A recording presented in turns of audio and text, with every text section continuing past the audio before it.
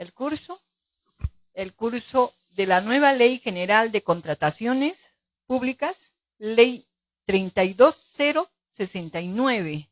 Entonces, licenciado Johnny, muy buenos días.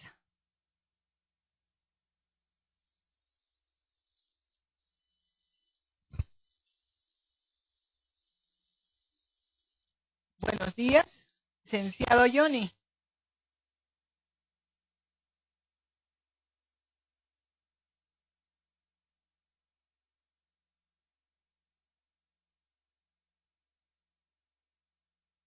A cada uno de todos los asistentes que se han inscrito.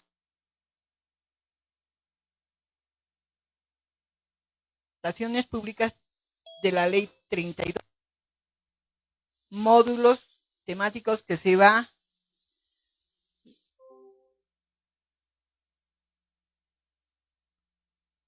módulo de selección, tercer módulo, ejecución de contratos por el Estado, modalidad virtual, por Zoom y también lo que es por el Facebook.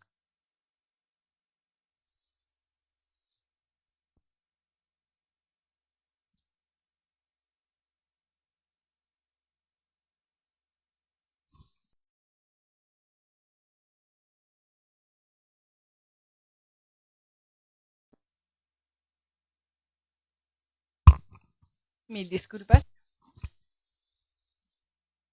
La fecha que se va a iniciar es hoy 12.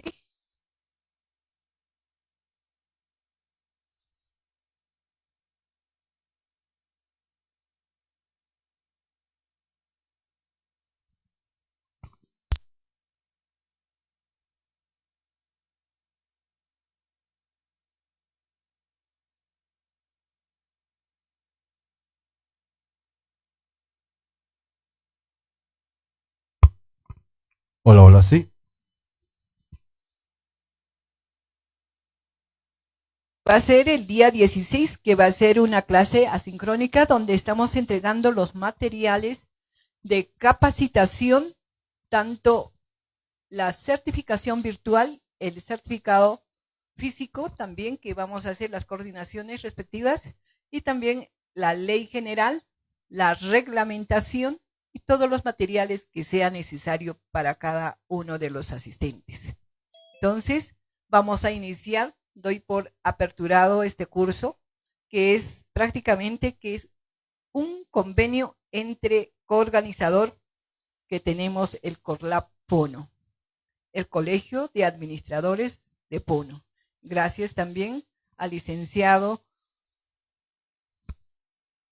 Colegio Decano, gracias por habernos aceptado este convenio que tenemos entre ambas instituciones con CLIPS en Paz y Bien.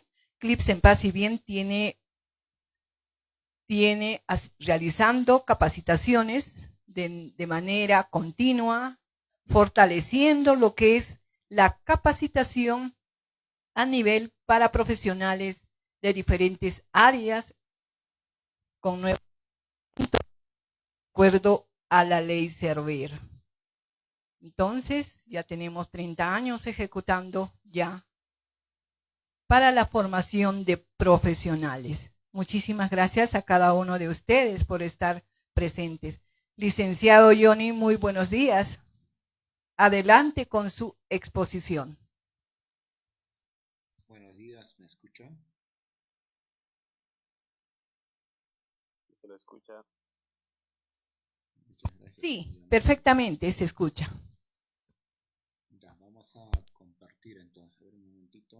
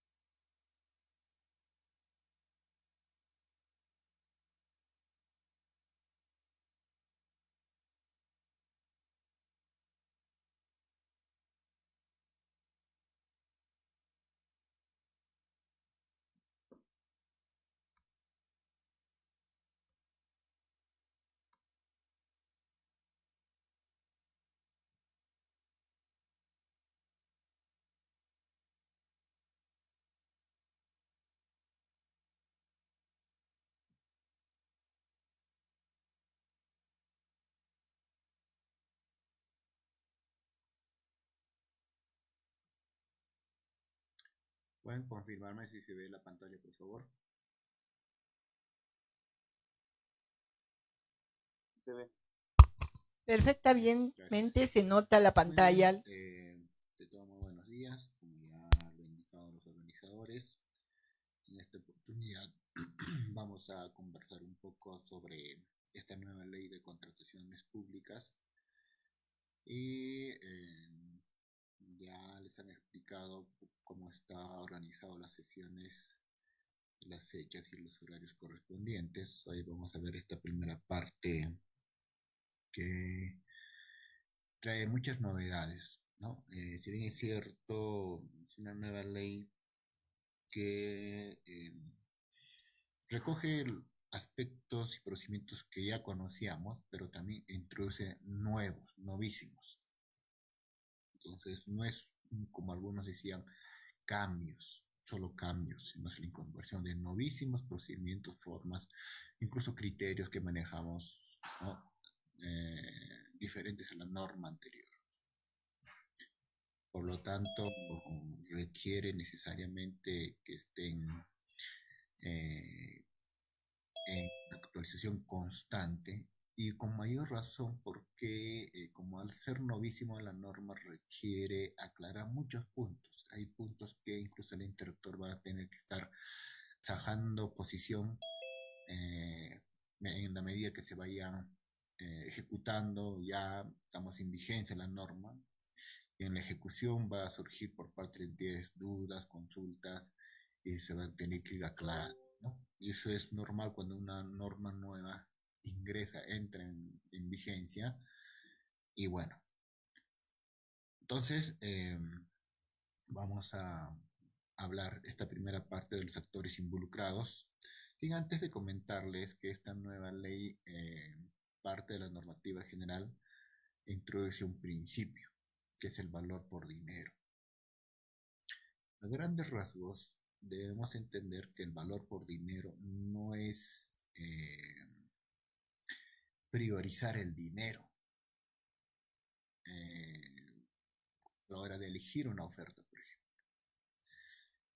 Con la normativa anterior e inclusive con las anteriores, desde la primigenia norma, las contrataciones siempre han estado orientadas de que el menor precio, ¿no? Salga como la oferta ganadora.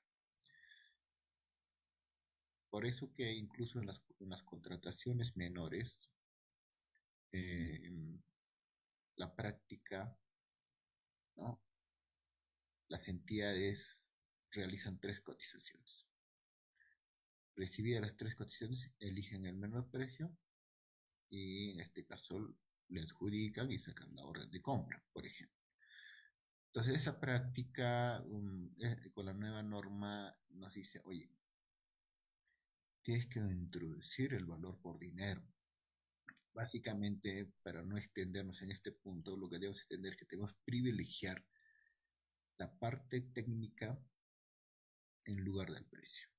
No es que el precio no importe, no es que el precio ya no se tome en cuenta. Sí se toma en cuenta, pero tiene mayor peso la parte técnica. Ese es valor por dinero en términos sencillos. Vamos a verlo a lo largo del desarrollo normativo, que la norma, por ejemplo, a la hora de elegir oferta ya no da el máximo puntaje al que tiene menor precio. ¿Ok? Tampoco, por ejemplo, para determinar antes el valor estimado, ahora cuantía, considera todo un estudio o indagación de mercado. Entonces son novedades que vamos a ir viendo y para eso introduce este principio, ¿no? Valor por dinero. Muy bien. Primero, para ubicarnos, si van teniendo consultas, pueden ir dejando en el chat para ir comentando y absolviendo de acuerdo a lo que vamos avanzando. Y al final podríamos también dar apertura a las consultas que puedan existir. Muy bien. Me disculpa un poco afónico. Vamos a primero ver quiénes actúan en el proceso de contratación. Con la anterior norma siempre estaba el titular de la entidad, ¿no? Como máximo responsable de supervisar sus contrataciones, de aprobar, por ejemplo, adicionales, ampliaciones de plazo, aprobar modificaciones, bases, PAC, entre otros. Obviamente eran delegables, pero con la nueva norma, todas estas disposiciones que tenía con la norma anterior del titular prácticamente se le ha reducido, ¿no?, a los puntos que ustedes ven. Por ejemplo, en contrataciones directas, ya ahora son parte de procedimientos de selección no competitivos. En estas contrataciones directas, ustedes saben que con la norma anterior teníamos varias causales. Esas causales, ¿no?, continúan en nuestra normativa, pero de esos supuestos en los cuales vamos a aplicar procedimientos no competitivos, solo estos 3 corresponde aprobar al titular de la entidad. Ojo, no confundir con lo que antes se conocía como exoneración, y la exoneración, ¿no?, iba hasta consejo municipal, por ejemplo, en un gobierno local. Eso a lo largo de la ley anterior ha ido modificándose, ¿no? Con la última modificación que hubo con la ley anterior, ya no iba al consejo, simplemente el titular de entidad aprobaba.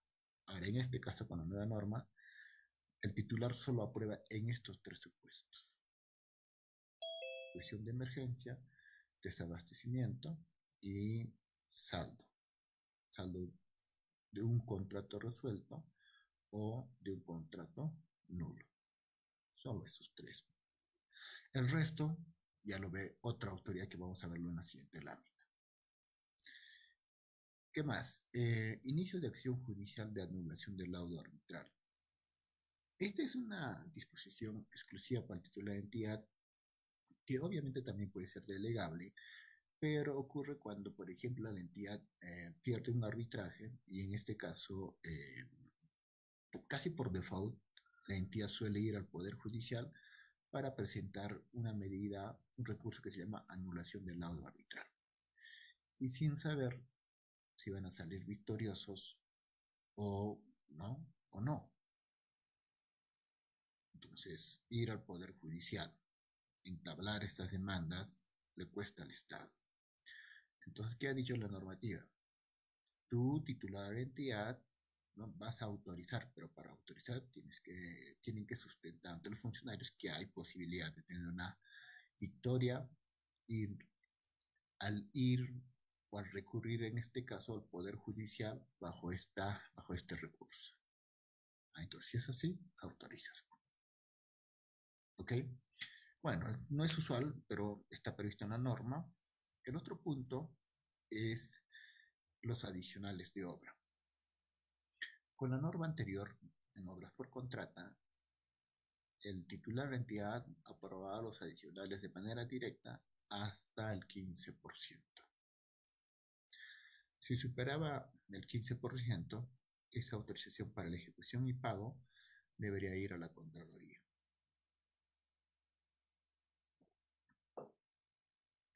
En este caso, cuando dice solo construcción, se refiere a la obra, solo a la obra. En ese caso, nos dice que mayor al 15%. O sea, el alcalde, por ejemplo, en una municipalidad, va a aprobar el adicional de obra cuando supere el 15% hasta el 30%. De ahí recién viene la Contraloría, ¿no? Mayores al 30%, la Contraloría va a aprobar la ejecución y el pago. ¿Ok? Entonces, ¿y qué pasa del 1 hasta el 15? Ese lo va a aprobar la autoridad que vamos a ver en la siguiente lámina. Diseño o construcción es cuando es expediente y obra. En la parte de obra nos dice que cuando es diseño o construcción, el titular de la entidad va a aprobar a partir del 20%. Entonces, como pueden ver, esos son cambios fuertes, y el titular de entidad ya no tiene mucha carga, por así llamarlo, en lo que es los aspectos administrativos. Adicionalmente a este punto, En caso de que se realicen compras por encargo a una organización internacional, igual tiene que autorizar el titular de la entidad. Esta facultad más bien es indelegable. Ya, respecto al tema indelegable, debo precisarles si la norma, el artículo correspondiente indica indelegable, obviamente es indelegable, pero en los que no indique, se entenderá que sí son delegables. ¿Ya? Esa consideración a tomar en cuenta. Cuando ustedes vean la redacción de los artículos, no indica si es delegable o indelegable, entonces se entiende que es delegable, excepto donde diga indelegable como en este caso. Ya, esa precisión también a la hora de revisar los artículos correspondientes de nuestra nueva normativa. Entonces, ¿quién es esta nueva autoridad que aparece? Se llama Autoridad de la Gestión Administrativa. Este actor no teníamos con la norma anterior, ahora sí, y este es el que suple prácticamente gran parte de las facultades que tenía el titular de la entidad. El alcalde prácticamente queda relegado, ¿no? Mínimamente, y el que tiene prácticamente casi el resto de todas las facultades es la autoridad de gestión administrativa. Y en este caso, la normativa ha precisado, dependiendo del tipo de entidad contratante, quién es la gestión administrativa. Ministerios, Secretaría General, gobiernos regionales, Gerencia General Regional, gobiernos locales, Gerencia Municipal. Gerencia Municipal. Ahora, la norma tampoco ha indicado el que haga sus veces. Ojo con eso. Simplemente ha hecho gerencia municipal. Ha establecido gerencia municipal. Entonces hay que tener ahí un poco de sumo cuidado, salvo que salga una modificación más adelante, ¿no? En donde diga o el que haga sus veces. En este momento la norma no dice el que haga sus veces. Simplemente ha hecho municipalidades es gerencia municipal. ¿Ok? Bueno, y el resto estamos viendo ahí, ¿no? Entonces, este es el actor que tiene prácticamente todas las otras facultades. Todas las otras facultades. Por ejemplo, los adicionales en bienes, servicios y consultorías de obras es hasta el 25%. Esto lo aprueba esta autoridad. En obra ya les dije, ¿no? Hasta el 15% lo aprueba, si llamamos de la municipalidad, el gerente municipal. En diseño y construcción, que sería expediente y obra, en parte del expediente hasta el 25% aprueba la autoridad de gestión administrativa y en caso de la obra hasta 20%. También, ¿qué facultades tiene? Aprobar modificaciones contractuales. ¿Qué más? Resolver recursos de apelación. Miren, declarar nulidad. Con la norma anterior teníamos el titular del entidad, el alcalde, tanto del procedimiento de selección y del contrato. Ellos son los que van a declarar. Emitir pronunciamientos en caso de sistemas de entrega y construcción, esto es indelegable. Acudir a arbitraje internacional también es indelegable. Entonces aquí el tema de los indelegables aplica el mismo criterio. Si la norma dice que es indelegable, obviamente es indelegable. En los demás facultades que tiene esta autoridad de gestión administrativa no precisa nada en la redacción del artículo, se entiende que es delegable. El mismo criterio se aplica, ¿no?, en lo indicado al titular de la entidad. Entonces, este es el nuevo actor principal, señores. El quien prácticamente ve toda esta parte administrativa. Y en parte tiene razón, porque el alcalde, por ejemplo, centrámonos en gobiernos locales, bueno, él tenía una actividad de gestión, tiene un rol político, si bien es cierto, la parte administrativa no lo puede dejar de lado, pero no es pues su principal función la parte administrativa, ¿ok? Entonces, ¿Qué pasaba? Estábamos amarrando a un actor que prácticamente no estaba pues, metido al 100% en la parte administrativa. A diferencia, por ejemplo, del gerente municipal que sí, ¿ya? Que sí está. Es más, el gerente municipal debería estar preparado. Tiene una formación, un título profesional, de acuerdo al perfil, debe tener quizás tantos años de experiencia, un nivel académico, etcétera. Okay, entonces estamos hablando de un personal que sí está metido 100% en la parte administrativa, pero el alcalde no. Recuerden que puede ser elegido por voto popular y no necesariamente puede ser profesional. ¿Ok? Entonces, si no es profesional, no tiene cómo puede manejar y autorizar todas las facultades que le daba con la norma anterior. Entonces, había muchos riesgos. Y, bueno, ¿no? Y esto es lo que ha considerado la norma nueva y ha indicado, ¿no? Que esta carga va a asumirlo la autoridad de gestión administrativa. Luego está la dependencia encargada de las contrataciones. Esta es la DEC, lo que antes conocíamos como OEC, órgano encargado de las contrataciones. Y ahí no hay, digamos, gran cambio, salvo la denominación. Cambiamos de OEC a DEC, pero sí hay unas precisiones. Ya, hay unas precisiones. A ver, así necesitamos precisar algunos aspectos. Ya. La DEC sigue dirigiendo todo y conduce y realiza los procesos de contratación. Esta parte, señores.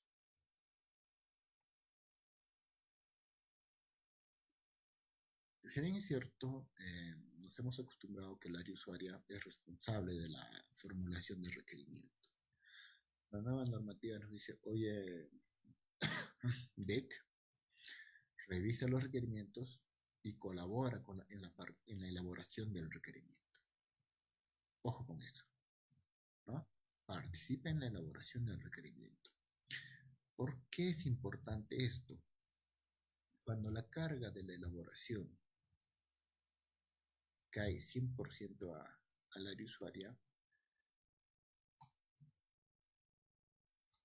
lo más probable y lo que ocurría era que ese requerimiento venía totalmente deficiente, en la gran mayoría, obviando algunas consideraciones, incorporando cláusulas o condiciones contractuales en contra de la normativa o no acorde a la normativa. Entonces, modificarlo requería primeramente autorización del área usuaria o el área usuaria debería prácticamente modificarlo. Por lo que nos dice, oye, no, área usuaria, para elaborar tu requerimiento, coordina con la DEC. Coordina con la DEC. Entonces, esta coordinación tiene que ir, ¿no?, a temas de ejecución contractual, de condiciones contractuales, también de la selección. Entonces, por ejemplo, el área usuaria no sabrá qué modalidad de contratación vamos a aplicar, o modalidad de pago, mejor dicho, con la nueva norma. ¿Qué sistema de entrega? Quizás no sepa cuál es el tope de subcontratación, adelantos, cómo se establecen otras penalidades. Por ejemplo, la vez pasada me traían un PDR y las penalidades estaban en párrafos de texto. Las otras penalidades me refiero. Si alguien no entiende que las otras penalidades tienen que establecerse en un formato especie de cuadro. Entonces se dan cuenta, el área usuaria no lo hace a su criterio, a su conocer.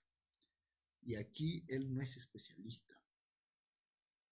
Él conocerá la parte de la especificación, no la parte de la característica, pero no la parte de las condiciones, la ejecución contractual. Entonces, eso, logística, corrige o no indica logística que tiene que agregar cómo debe ir, por eso participa en la elaboración.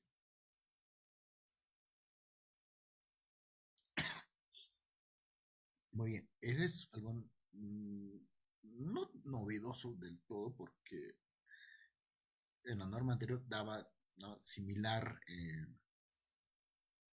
idea, es decir, oye, si no conoces área usuaria, consulta con el área que conoce, que es contrataciones.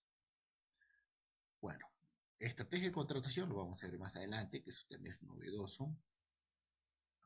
Lo que es publica, Platicop sigue, pues él se hace parte del Platicop, también sigue la verificación de documentos. Este sí es nuevo, estos dos. Estos dos son nuevos. Revisa el monitoreo y evaluación de la ejecución contractual. Por la norma anterior, en la supervisión del contrato, cuando no había supervisión externa, lo realiza el área usuaria. Entonces, si lo realiza el área usuaria, ¿qué pasaba en la práctica? Logística o LUEC simplemente llegaba a firmar contrato y una vez firmado el contrato, había una especie de divorcio con la compra, ¿no?, hasta que llegue la conformidad y tramite el pago. El área usuaria debiera estar pendiente cuando entrega, informar si hay penalidad, etcétera, etcétera. Entonces, esa labor de la supervisión, de la ejecución del contrato continúa en el área usuaria, pero lo que se agrega es, oye, tu logística, abastecimientos, tienes que hacer un monitoreo y evaluación de la ejecución del contrato. Por ejemplo, si el plazo de entrega era 10 días y ya pasó un mes, el área usuaria no dijo nada, pues tú como logística no puedes esperar, bueno, tienes que hacer un seguimiento. Este contrato era 10 días, y ya pasaron 10 días, entonces harás un requerimiento diciendo, área usuaria, ¿qué fue? El almacén entregó el bien, servicio, área usuaria prestó el servicio, para ya inmediatamente tomar las acciones, ¿no? Y eso en la práctica ocurre. Hay una dejadez en la parte de ejecución contractual por parte de la DEC, antes OEC, ¿no? ¿Qué pasaba? Por ejemplo, les comento casos reales. Contratos de agosto, pasando medio año, tenían quizás 60 días de entrega, no entregaban, quizás, ¿no?, con la tanta carga que tiene abastecimientos, no se percatan, área usuaria en su desconocimiento, tal vez se comunicó con el proveedor le decía, sí, vamos a cumplir, vamos a hacer ampliación de plazo, y nunca entregó. Y era octubre, noviembre, y la entidad recién decide resolver. Resuelve en diciembre, imagínense, ya se fue el año. Ya se fue el año. Cuando han podido tomar en septiembre ya las medidas, ¿no?, correspondientes para ver si lo resuelve y buscan, ¿no?, cómo contratar el saldo, la diferencia o lo pendiente. Entonces en diciembre llegan todas las consultas para, o requerimientos para liberar, ¿no?, la certificación del CEACE, del CIAF, para, ¿no?, vincular al nuevo contratista, si es que lo han elegido. Entonces se entrampa. Entonces existen, no digo en todos, ¿no? En algunos casos, yo me atrevería a decir incluso no en algunos, en muchos casos, que no hay un seguimiento por parte logística. Esta norma dice, monitorea y evalúa la ejecución contractual, justamente para tomar acciones oportunas y no dejar que pase el tiempo y al final la entidad sea perjudicada. Otro, revisar la conformidad emitida por el área usuario. Bueno, aquí, ojo, no está diciendo de que, o si nos preguntamos, ¿qué voy a revisar? ¿No? La parte, ¿no?, de ejecución contractual, de condiciones contractuales. Pero la parte de la característica, de la parte de la especificación, eso no podemos observar porque eso corresponde al área usuario.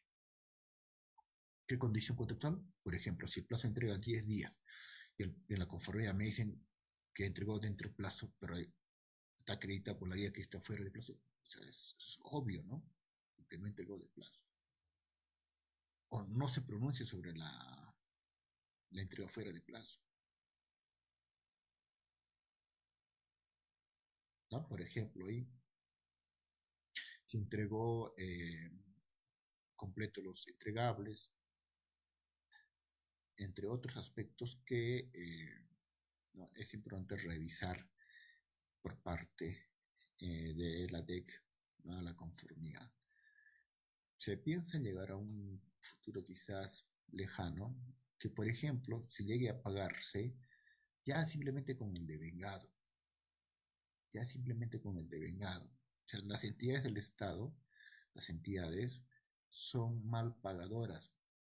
Entonces, un mal pagador no atrae clientes, no atrae potenciales proveedores en este caso. Hablamos de proveedores, ¿no? No atrae proveedores. O sea, no quieren contratarnos porque no paga oportunamente. Entonces, en un momento dijeron, ¿por qué no implementamos el pago directo ya con el devengado? Pero ¿qué pasa si la conformidad está mal hecha? Y si va a ser automático, ¿cómo recuperamos, cómo garantizamos que hay un control ahí? Entonces, va por ahí la lógica. Va por ahí la lógica. Entonces, dijeron, mejor vamos practicando, no practicando, sino instruyendo para que la ley vaya revisando, revise. Ya en algún momento dirán, ya estamos preparados, implementamos el otro. Bueno, eso es un comentario ahí, ¿no? ¿Qué más? La nueva norma dice o utiliza este término de compradores públicos. ¿A quiénes se refiere como comprador público? A los funcionarios y servidores que trabajan en la DEC. En otras palabras, en logística o abastecimientos, pero que realicen actividades relativas a la gestión de las contrataciones en sus tres fases. Y a su vez indica que tienen que estar certificados. Entonces, aquí quiero hacer una precisión. En la región de Puno, al menos la realidad es que indica que gran parte de las entidades, en este caso gobiernos locales, trabajan con locadores de servicio.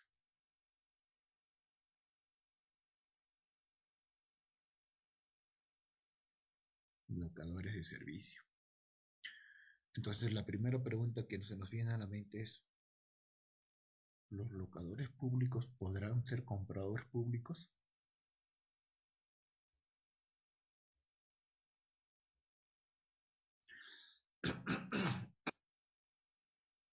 Perdón. ¿Qué dicen ustedes?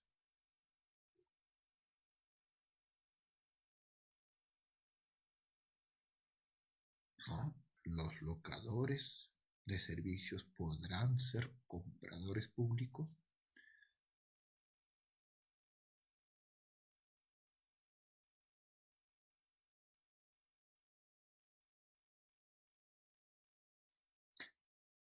Bueno, esta consulta no está circulando y ahí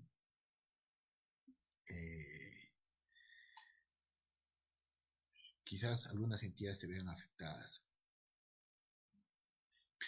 Tal cual está redactada la norma y la posición que tiene el ente rector hasta el momento es de que no, o sea, los funcionarios, mejor dicho, los locadores, no son compradores públicos porque no entran en la categoría de funcionario o servidores. Al contrario, tendrían la calidad de proveedores. Entonces, esto sí, tengan mucho cuidado. ¿No? Compradores públicos son solo funcionarios y servidores de la DEC.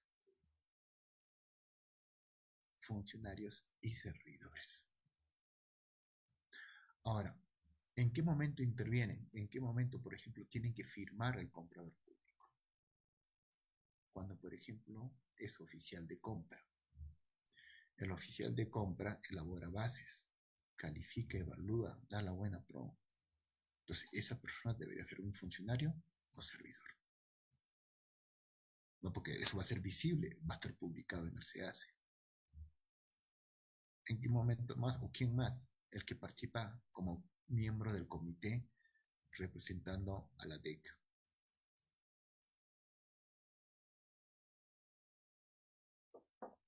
este que representa la DEC también, ¿no? Tiene que ser funcionario servidor. Ok, entonces esa aclaración al respecto. Salvo que más adelante cambie alguna modificación al respecto. Mientras tanto, esa es la disposición, ¿no?, que se maneja en el ente rector. ¿Ok? Entonces, esto genera bastantes consultas y obviamente hay entidades que se ven afectadas, ¿no? Porque gran parte de su personal son educadores, más que todo de logística, ¿no? Eso nos referimos en logística, ¿no? Y obviamente tienen que estar certificados. Y aprovecho aquí para comentarles que si ustedes revisan la normativa en el reglamento en particular, indica de que el jefe de abastecimientos o de la DEC en este caso tiene que tener nivel avanzado, y el que es oficial de compra y miembro del comité en representación de la DEC tiene que ser nivel intermedio. Esa disposición todavía no está vigente, señores. Ya, entonces, por ahora podemos contar con personal, ya sea en nivel básico, intermedio o avanzado, ¿no?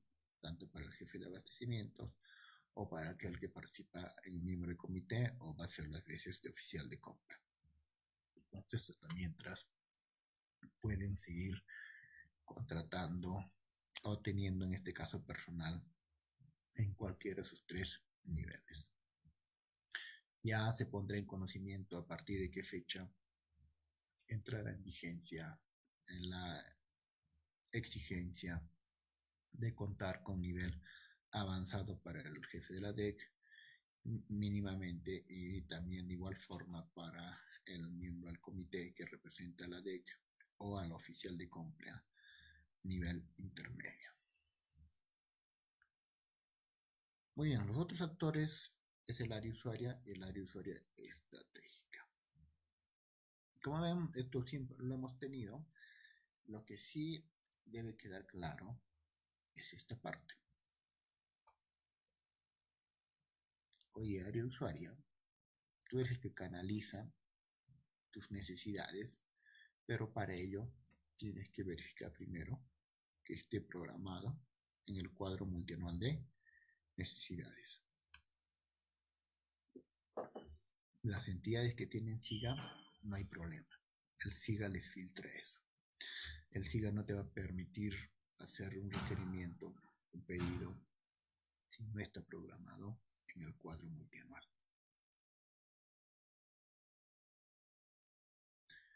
El problema es con aquellas entidades que no tienen SIGA. ¿Ok? Ahí el control van a tener que hacerlo quizás de manera manual utilizando los archivos Excel. Ya más adelante les comento del cuadro multianual.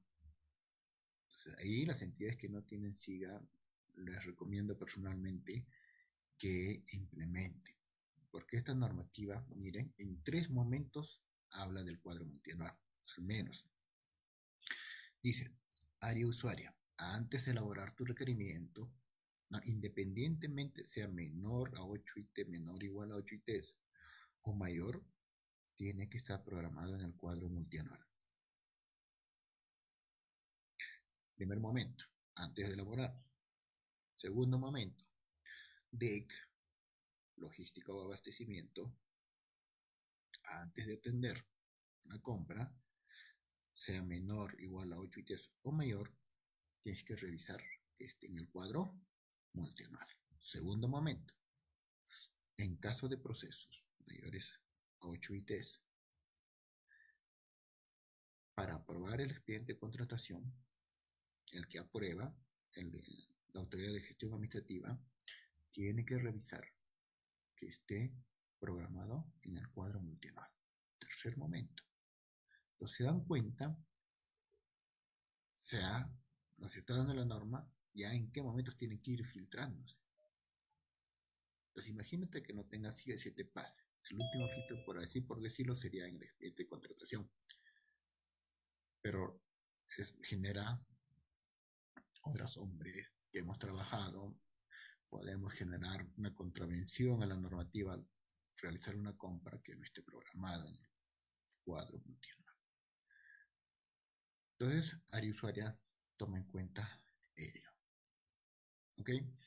Esta disposición, ojo, no es nueva, no es como esta norma. Esto viene ya del año 2021, prácticamente del 2022 es que ya se programa. Ya desde el 2022 se programa. Mire, ya estamos 25, hay entidades todavía que no manejan bien su programación. Bueno, al menos en la región de Puno sí se ha logrado, no que todos lleguen a programar, pero no todos tienen SIGA. Entonces el problema es con los que no tienen SIGA.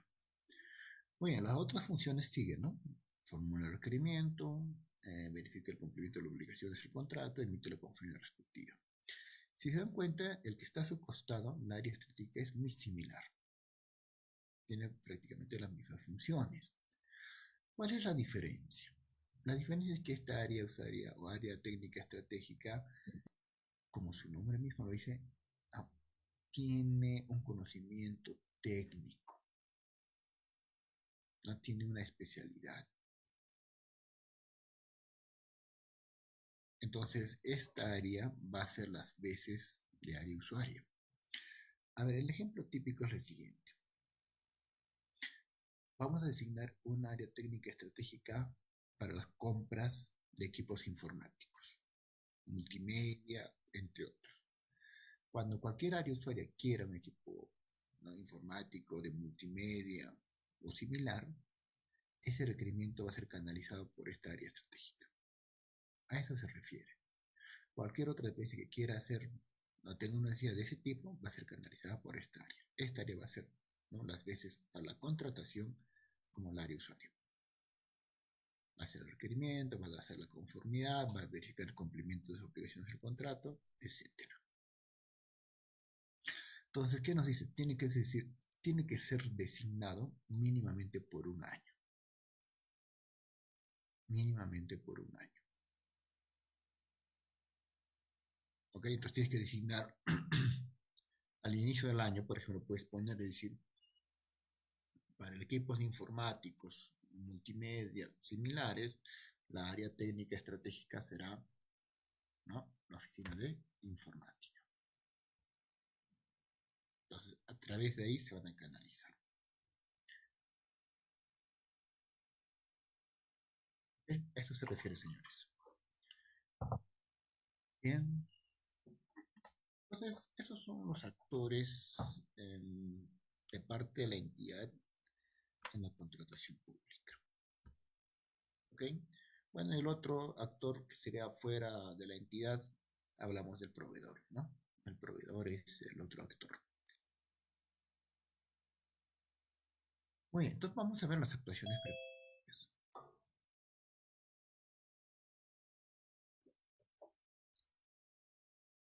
Ya, he aquí quizás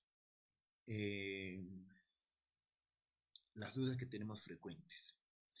Ya desde el 22 de abril entró en vigencia la nueva ley y hay dudas, ¿no? ¿Cuáles son los primeros pasos? ¿Qué es lo que debo hacer? ¿Qué debería hacer? ¿O cuáles son los pasos para realizar la compra? Ya la entidad tiene necesidades que tengo que satisfacer.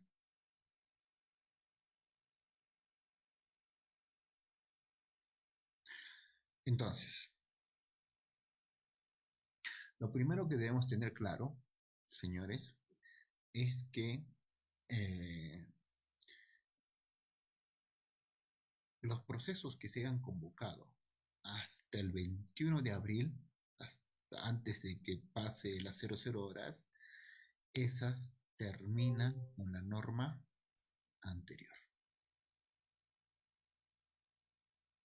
¿Ya? Todos aquellos procesos que se han convocado hasta el 21 de abril, antes de las 00 horas, terminan con la norma anterior.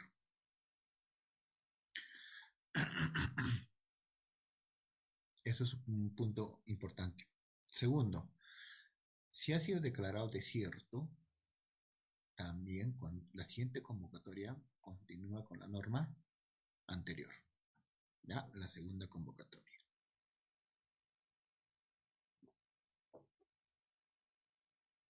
Tercer punto. Si el proceso convocado antes del 22, o sea, el 21 en atrás, es declarado nulo por estas fechas, ¿ya? O antes, o semana anterior, por ejemplo, o días después del 22 de abril, pero es declarado nulo y es retrotraído, por ejemplo, a la etapa de absolución de consultas y observaciones e integración de bases, entonces ese procedimiento continúa con la norma anterior. ¿Ok? O, por ejemplo,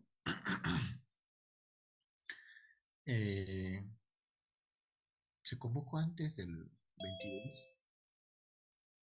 y resulta de que se declara nulidad por estos días y se retrotrae a la etapa de convocatoria. Recuerden que cuando se declara nulo un procedimiento, se anulan todos los actos. Dicen, son inexistentes los actos. No existe la convocatoria, no existe las etapas que he avanzado, por ejemplo, registro de participantes, formulación de consultas y observaciones, etcétera, etcétera. Inexistente. No existe convocatoria, por lo tanto, esa compra sí le aplica la nueva ley. ¿Ya? A esa compra sí le aplica la nueva ley. Ya, eso hay que tenerlo claro. Muy bien, entonces, ¿cuáles serán los pasos para realizar mi contratación en un marco de la nueva ley? ¿Ya? Vamos a verlo esto.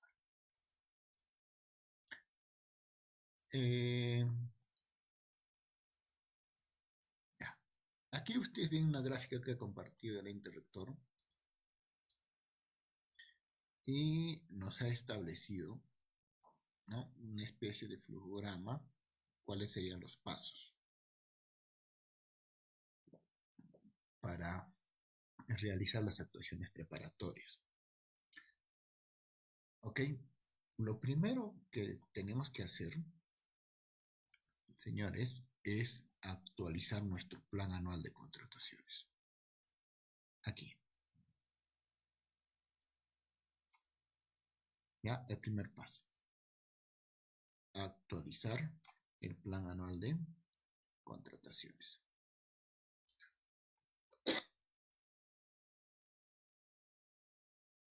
Para eso ha salido un lineamiento. ¿Ya? Salió un lineamiento que establece ¿no?, los pasos y las equivalencias para actualizar. La actualización básicamente se centraba en cambiar aquello que está pendiente por convocar,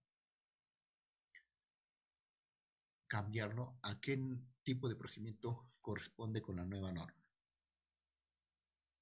Por ejemplo, tenía la contratación de un vehículo, camioneta, AS, entonces con la nueva normativa continúa la adquisición de la camioneta, lo que voy a cambiar es el tipo de proceso. Ya no será adjudicación simplificada, será licitación pública abreviada para bienes.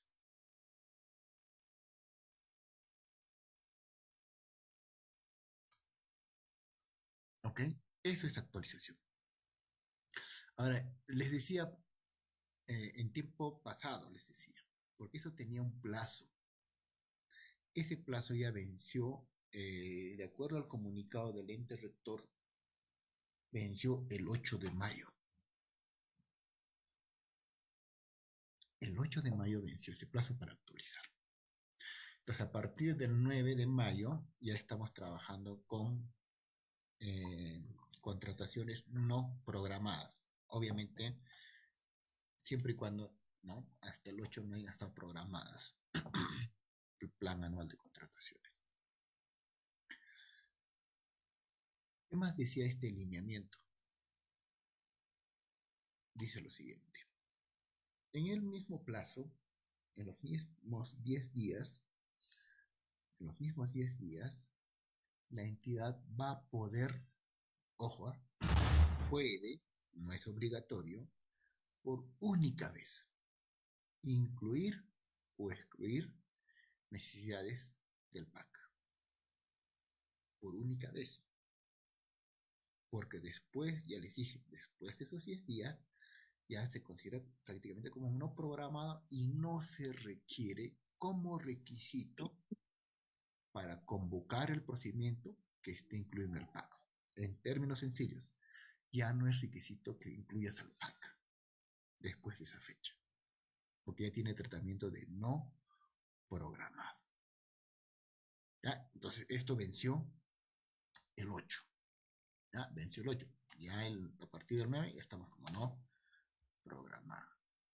A ver, me parece que hay una consulta.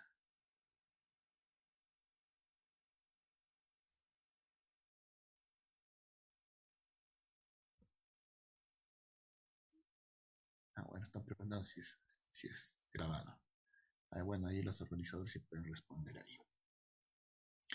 Muy bien, ojo con eso. Ya venció ese plazo. Ya a esta fecha las entidades deberían tener actualizado su PAC. Ahora, en esa actualización del PAC, ¿ya?, el problema es con las que no tienen SIGA. Repito nuevamente, señores, si alguno de ustedes trabaja en una entidad que no tiene SIGA, por favor hagan el alcance. El problema es nuevamente con los que no tienen SIGA. Para modificar el PAC en esos 10 días, ¿no? Primero, ¿qué debo modificar? Mi cuadro multianual. Mi cuadro multianual de necesidades. ¿Ok? Entonces, por ejemplo, yo como entidad no programé la compra de los insumos del vaso de leche, hojuela y leche evaporada. Justo en estos 10 días voy a aprovechar para incluir. ¿Ok? Entonces, ¿cuál es el primer paso?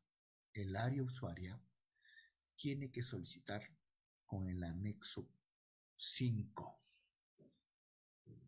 Con el anexo 5. Los que tienen SIGA, a través del SIGA, y ahí no hay problema porque eso les controla. Pero los que no tienen, con el archivo Excel, usando el anexo 5, solicitan la modificación del cuadro multianual. Luego, aprueban con el anexo 6 y modifican su PAC. Ese es el procedimiento, señores, para incorporar o excluir, incluir o excluir procedimientos del plan anual de contrataciones. Hasta el 8. Hasta el 8. De ahí, del 9 en adelante, ya no. Solo vas a hacer cuadro multianual. Vas a solicitar modificación de cuadro multianual.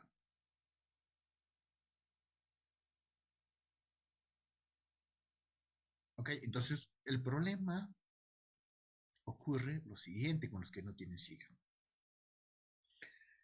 Hay entidades que tienen programado en su PAC vaso de leche, hojuela y leche. No está convocado, ¿ya? Entonces, por lo tanto, les aplica la nueva ley. Pero resulta que revisando su cuadro multianual, no está programado en su cuadro multianual. Entonces, ¿qué ha pasado? Se han saltado directamente al PAC. ¿Y el cuadro multianual? ¿Qué fue?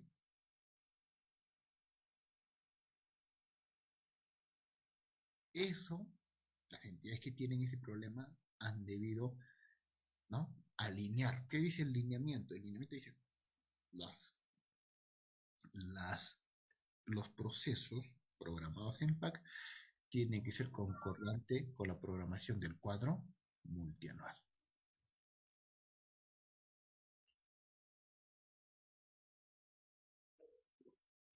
Repito, con los que tienen sigan, no van a tener ese problema, pero con aquellos que no tienen, eso está ocurriendo.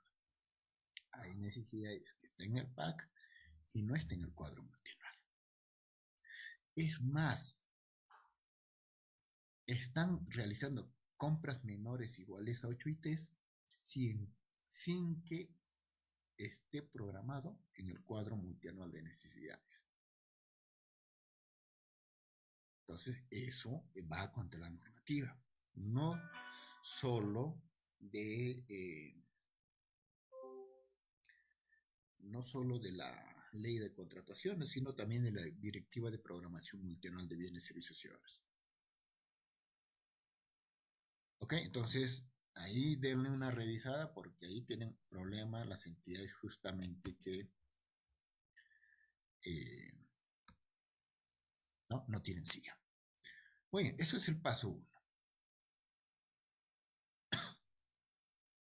El paso 2 es la segmentación. Y esto es lo novedoso. No teníamos ninguna normativa anterior.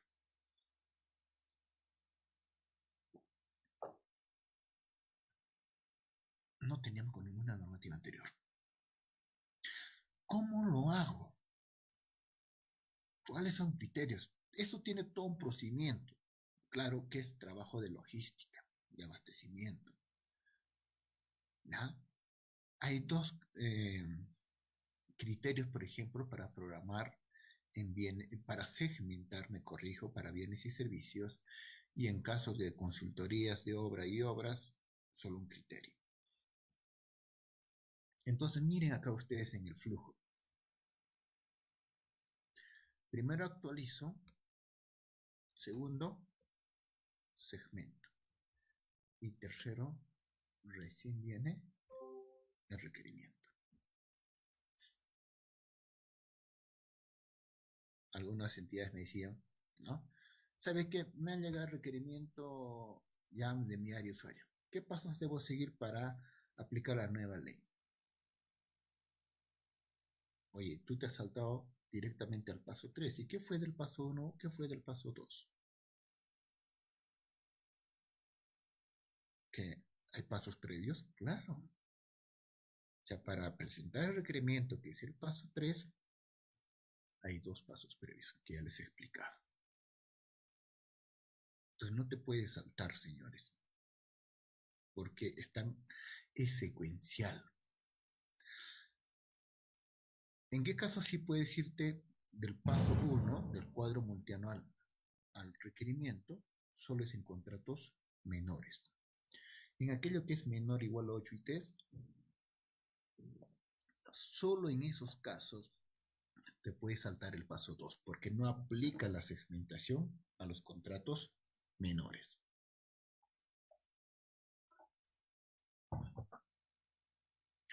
Para disculpar, estoy con una infección aguda a la garganta, por lo que también estoy un poco hablando bajo y tomando agüita. Van a disculpar. Bueno, les sigo explicando. Entonces, ¿de qué es la segmentación? En términos sencillos, ¿ya? Para los que quizás no sean logísticos, es agrupar en 4 grupos las compras, en 4 categorías usando el término técnico: críticos, rutinarios, operacionales y estratégicos. ¿Cómo voy a saber, por ejemplo, una compra de combustible en cuál de estos grupos estará? ¿Cómo saber si la compra de camión recolector de residuos sólidos en cuál de estos grupos estará? Para eso tenemos 2 criterios: riesgo y cuantía. En este momento las entidades deben estar haciendo su segmentación, porque ya pasó el paso 1. El paso 1 ya les dije venció el día 8. Entonces a partir del 9 ya estamos haciendo segmentación. Estamos haciendo segmentación. segmentación. Esto es en bienes y servicios. En obras tiene dos grupos. En obras y consultoría solo es dos, básicos y avanzados. Entonces, ¿cómo se calcula? El riesgo primero. El riesgo tienes que utilizar estos tres indicadores para medir el riesgo. Por ejemplo, voy a suponer lo siguiente. Hablemos del vaso de leche. Ya vamos a aplicar la nueva ley. Está programado mi PAC, se ha actualizado. Este es mi cuadro multianual. Muy bien, entonces corresponde segmentar. Para ver en qué grupo va a caer de los cuatro que hemos visto, rutinario, operacional, crítico, estratégico, tengo que primero analizar el riesgo. El procedimiento de compra en años anteriores, en los 2 últimos años, ha sido declarado desierto. Yo reviso, ¿no? Los 2 últimos años, vaso de leche, ¿ha sido declarado desierto o no? Si es que fue declarado desierto, es riesgo alto. Si es que fue declarado alguna vez desierto. ¿Ya? Riesgo alto. Si fuera no, es riesgo bajo. Segundo indicador, el promedio de los postores que se presentaron en los 2 últimos años previos a la convocatoria era menor o igual a 3, estamos hablando de vaso de leche, era menor o igual a 3, entonces es riesgo alto. Si había de 4 proveedores a más, es riesgo bajo. Ese es el segundo criterio o indicador. Y tercero, que haya una limitada disponibilidad en el mercado. O sea, no haya proveedores, en términos sencillos. Entonces, si no hay proveedores, es riesgo alto. Entonces, para que sea riesgo bajo, en los 3 tiene que salirte no. Ya en los 3, repito, tiene que salirte no. O sea, no declaré desierto. Los proveedores son menores a 3 en bienes, menores igual a 2 en servicios. No, tengo más. Allá. ¿Hay disponibilidad límite en el mercado? No. Entonces, si en los 3 te sale no, es riesgo bajo. Pero basta que te salga uno sí y el resto no, es riesgo alto. Repito, basta que te salga un sí, un sí en cualquiera de esos 3 y en los otros 2 no, es riesgo alto. O en los 3 te puede salir sí, es riesgo alto. ¿Ya? Eso tiene que tomar en cuenta. El segundo criterio es la cuantía, el monto. ¿No? La norma, ¿qué dice? Esta acá me refiero, cuantía. Acá hablamos de una cuantía. Entonces, la cuantía, ¿qué hacemos? Agarramos los procesos del PAC actualizado, ¿ok? Solo bienes y servicios, totalizamos, al total le sacamos el 10%.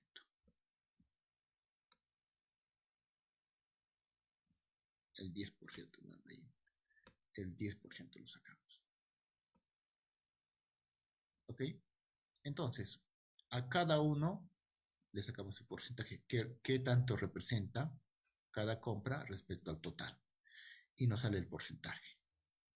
Entonces, si el porcentaje es menor o igual a 10, es cuantía baja. Pero si es mayor, como en este caso, es cuantía alta.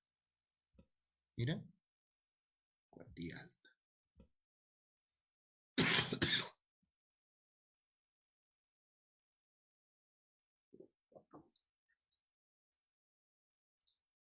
Ahí está. Entonces, en esta tabla ya podemos ver los dos criterios. Está la cuantía, está el riesgo. En base a esa información de la cuantía y el riesgo, nos debe salir la segmentación. ¿No? Nos sale la segmentación. Por ejemplo, nos ha salido estratégico aquí. Son los más, por así decirlo, los que nos van a tomar más actividades, por ende, más tiempo. Tenemos los rutinarios. Estos son los más rápidos, si quieren definirlo de alguna manera. Las compras van a ser más rápidas ahí porque simplemente requiere revisar contratos o precios históricos. Tenemos operacional, ya, tenemos crítico. Entonces, ese es el trabajo en este momento que ya, quizás algunas entidades ya lo hicieron, algunos lo están haciendo. Esto lo hace logística. Con esta información se comunica al área usuaria diciendo, tu compra, por ejemplo, de combustible ha salido crítico. Y te mando un cronograma para que presentes tu requerimiento y te digo qué tiempo va a demorar las actuaciones preparatorias. O sea, ¿cuál es la finalidad de la segmentación? En este cuadro, en esta columna, te está diciendo prácticamente tu compra va a tomar mayor tiempo, un menor tiempo. Los rutinarios son los que toman menor tiempo, porque va a ser más rápido. Ya les dije, no necesitamos cotizar. Lo único que necesito es revisar precio histórico y la norma dice solo una fuente. Mientras que el estratégico no. El estratégico tengo que realizar solicitudes de información, tengo que realizar reuniones, ya sea uno a uno, informativas, etc. O sea, mínimo 2 herramientas, nos dice la norma. Hacer una reunión con proveedores no es en una hora. Tengo que agendar con proveedores, ver su disponibilidad, ¿no? Y llevar la reunión el día pactado. Entonces, eso toma tiempo. Eso toma tiempo. ¿Ok? Entonces, esa es la implicancia. Esa es la implicancia de elegir. Y muchos se han estado preguntando, ¿cómo hago todo esto? Porque esto es novedoso y se están complicando la vida. Para eso, nosotros hemos desarrollado una plantilla, ¿ya? Es esta la plantilla. Aquí pego mis procesos del pack actualizado con su valor estimado. Y ya me calcula, ¿no? Ya me dice, ¿es cuantía alta o baja? Ya me calcula de manera automática también el riesgo y también el resultado de la segmentación. ¿Qué es lo único que voy a llenar? Responder las preguntas. ¿En los 2 últimos años se declaró desierto? ¿Sí? No. No. ¿El promedio de postores ha sido menor o igual a 3 en caso de bienes? No. ¿Existe disponibilidad en el mercado? No. Entonces, riesgo bajo. Por lo tanto, rutinario, que es lo más rápido. Pero imagínense que en los últimos años sí se ha declarado desierto. Una vez. Entonces tengo que ponerlo sí. Y miren, cambio el riesgo. Riesgo alto y resultado de segmentación crítico. ¿Ok? ¿No? Entonces, para que pueda facilitar el trabajo para los operadores de logística. ¿No? Esa es segmentación bienes y servicios. De igual forma funciona la segmentación de consultorías de obra. Esta recién la vamos a publicar. Todavía esta no la hemos publicado. Estamos haciendo las pruebas para que no funcione correctamente y con eso podamos ayudar. Entonces, aquellos que son logísticos, ¿no? Esta herramienta la pueden obtener, pueden ir a nuestras redes sociales, tanto en el Facebook, en el YouTube, en el Instagram o hasta en TikTok, ahí lo pueden ubicar, ¿no? En el Facebook lo pueden ubicar, ahí está. Ahí está, ¿no? En el YouTube también está el video explicando. Esa es la explicación. de cómo se trabaja eso, ¿no? La segmentación de bienes de servicios. Entonces, los que deseen ahí pueden acceder. ¿Ya? Para aquellos que quizás se están complicando la vida con la segmentación. En obras es más fácil. No solo mides riesgo, ya no mides cuantía. Pero el criterio es lo mismo, ¿no? Aquí están las preguntas que tendrías que responderte. Si cumple estos 4 criterios, sería riesgo básico. ¿Ok? Si cumple con esos 4 criterios, es riesgo básico. Y si no, es riesgo, mejor dicho, es avanzado. Por lo tanto, riesgo alto. Y aquí, esta sería la segmentación en obras y consultorías de obra.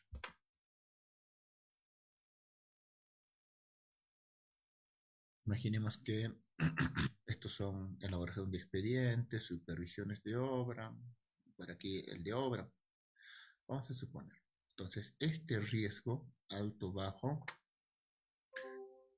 no hayamos respondidos estos criterios. De acuerdo a eso.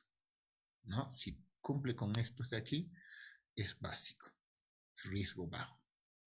Si no cumple, riesgo alto. Por lo tanto, la segmentación sale avanzada. En los que son riesgo bajo, sale segmentación básica. ¿Ok? Entonces, este es el segundo paso. El tercer paso es la presentación de requerimiento. Bueno, no lo hemos puesto acá. La presentación de requerimiento viene a ser el tercer paso. Y para eso ya tenemos, ¿no? Los formatos correspondientes. Por ejemplo, este es un formato de requerimiento para bienes, ¿no? Donde tiene, por ejemplo, finalidad pública, descripción general de requerimiento, condiciones de contratación, ahí está modalidad de pago, sistema de entrega, plazo de entrega, lugar de entrega, adelantos, penalidades, subcontratación, fórmulas de reajuste, solución de controversias, y aquí recién vienen las especificaciones técnicas. ¿Ya? Recién ahí vienen las especificaciones técnicas.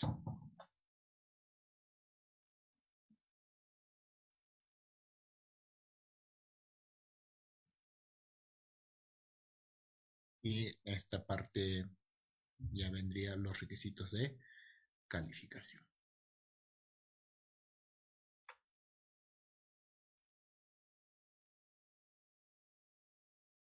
Esa parte ya va a ir parte de en la estrategia de contratación se va a definir y los evaluadores van a ir considerando. Pero área usuaria puede proponer, ¿no? Puede proponer.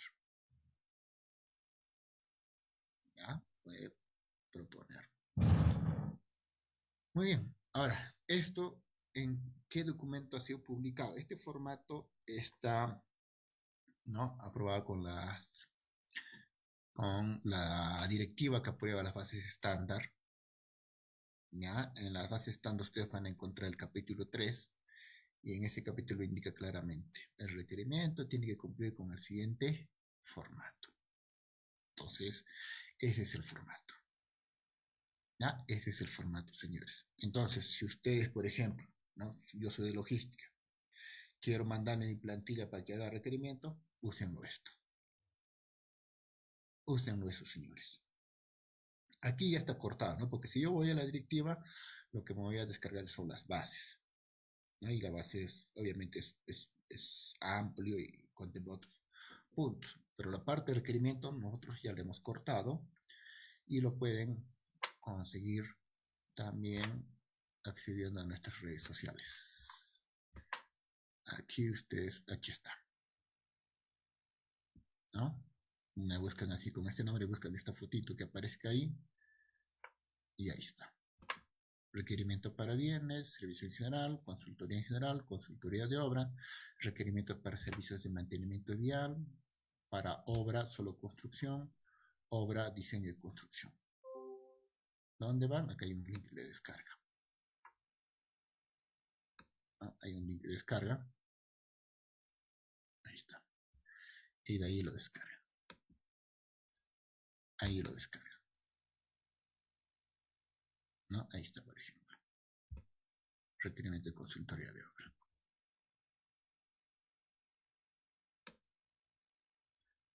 Ok, entonces eso para los requerimientos, señores. Eso para los requerimientos. Jessica nos pregunta, ¿ese formato es de cumplimiento obligatorio? Claro, el formato de requerimiento sí es obligatorio, Jessica. ¿Ya? El formato de requerimiento sí es obligatorio. Como les decía, esto está establecido en la directiva que aprueba las bases estándar. A ver, ya, acá tengo una base estándar descargada. Recuerden, las disposiciones que están en las bases estándar tienen carácter normativo. Esta es, por ejemplo, una base estándar. ¿Ah? Esto es para bienes, licitación pública. Entonces ustedes se van al capítulo 3 de la sección específica.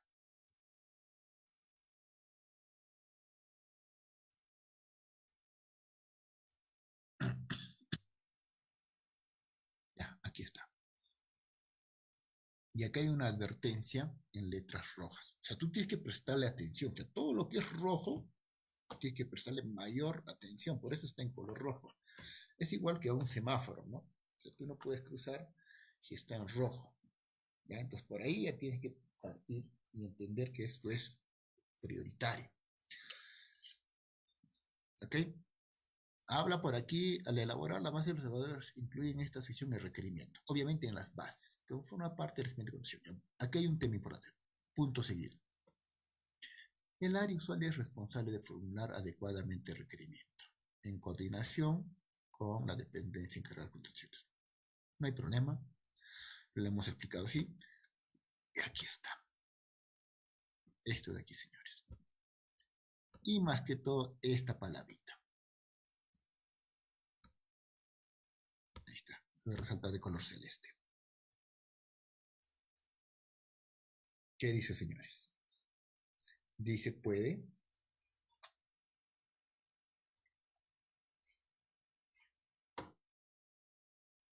No, ¿verdad?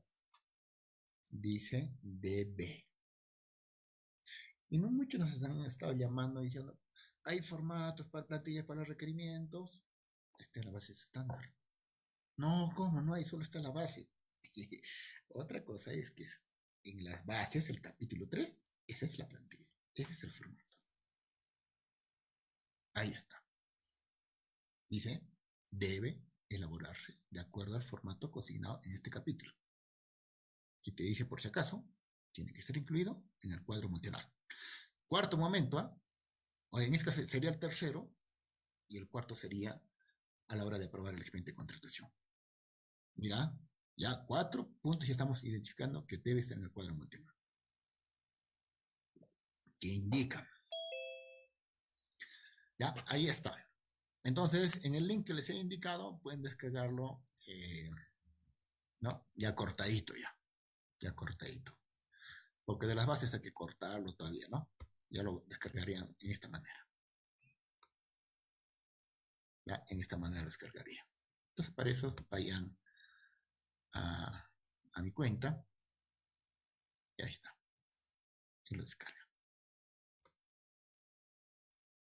Ah, ahí está. Bueno, creo que lo he publicado 2 veces. Ahí está. Listo, señores. Ya, entonces, respecto al requerimiento, ya no hay no, duda respecto. Oye, ¿cuál es la estructura? ¿Cuál es el formato? Ya está, ya. Muy bien, señores.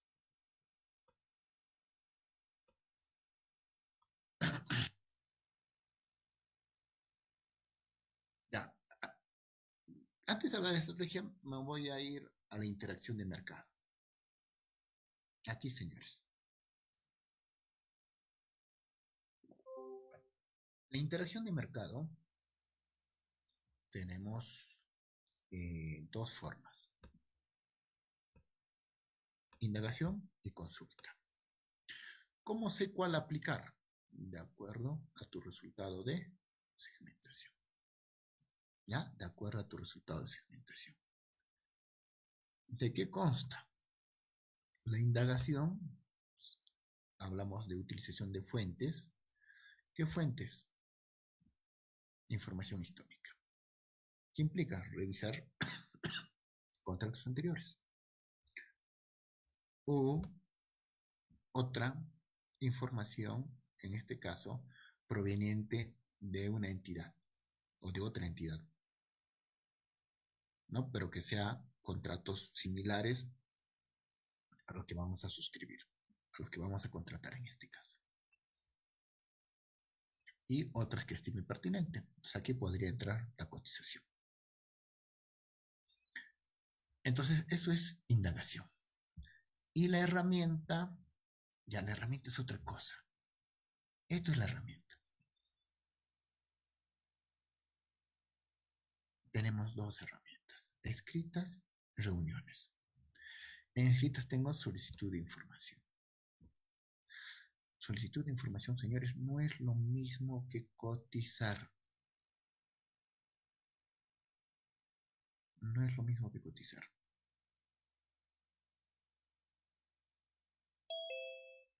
La difusión de requerimiento, esta sí eh,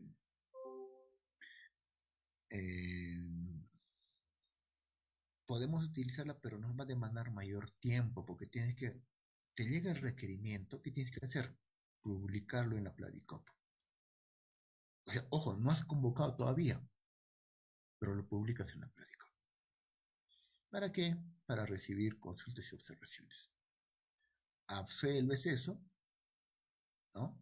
Haces tu estrategia, ¿no? Todo tu actuaciones preparatorias y recién convocas. Entonces, obviamente toma tiempo. Entonces, ¿qué recibes? Retroalimentación de parte de los posibles proveedores, ¿no? De los que posiblemente te vayan a ser el futuro contratista. O sea, te dicen, oye, este requerimiento carece de esto está de más, esto en el mercado no venden, esta característica ya fue desfasada, no lo sé. O sea, son datos que te ayudan a mejorar tu requerimiento. Te toma tiempo, señor. Y al otro lado están las reuniones. Eso es herramienta. Entonces tienen que ver si el proveedor, ¿no?, tiene tiempo, les acepta. Acá talleres con los proveedores, con los fabricantes, eventos de ejecución, reuniones uno a uno. Ahora hay un tema importante. En las capacitaciones que hemos estado realizando nos han preguntado, oye, pero si yo como proveedor me reúno con la entidad y luego yo salgo como ganador y encima hay un acta donde he firmado que me he reunido, ¿no podrán implicarme en un tema de colusión o algún delito que me indiquen que me han favorecido en ese procedimiento de selección? Entonces, ese es el primer temor, por ejemplo, que se genera uno, ¿no? Y válidamente nos han consultado. Entonces, obviamente, con la norma anterior no estaba descrito, ¿no?, esta funcionalidad o posibilidad, y lo que se ha establecido es que tú sí puedes realizar, pero de manera transparente. Entonces, por ejemplo, si hay una reunión, si es una reunión como la de ahora, Meet, entonces que se grabe, a través de cual yo pregunto al proveedor información sobre la compra, el proveedor también me responde. Más de eso no vamos a irnos a otro tipo de conversación. Si es, por ejemplo, reunión a uno, de igual forma. Si es presencial, levantemos un acta. Eso es transparentar. Eso es transparentar. ¿Ya? Pero organizar esas reuniones, talleres, eventos, toma tiempo. Responder una solicitud de información toma tiempo. Serán muy pocos proveedores los que tengan una plantilla del producto que venden con información. Y cuando digo información, por ejemplo, si es un vehículo que quiero comprar, ¿qué mantenimiento se incluye? ¿Cada cuánto tiempo vienen los mantenimientos? Placa, registros públicos se entrega cuántos días después de la conformidad, o sea, información de cómo se ejecuta esa compra, de cómo se vende en el mercado. Tienen algún requisito que deben presentar los proveedores, etcétera. O sea, por eso es solicitud de información. No dice solicitud de cotización. La cotización está centrada en el precio. La cotización se centra en el precio, pero aquí no dice precio, no dice solicitud de cotización, mejor dicho, dice solicitud de información. Muy bien. Entonces, en cada uno de estos hay indagación básica, nos dice que es una fuente, indagación avanzada, dos o más fuentes. En consulta, una básica, una consulta. En avanzada, dos o más consultas. ¿Cómo sé cuál aplico? Depende de tu segmentación.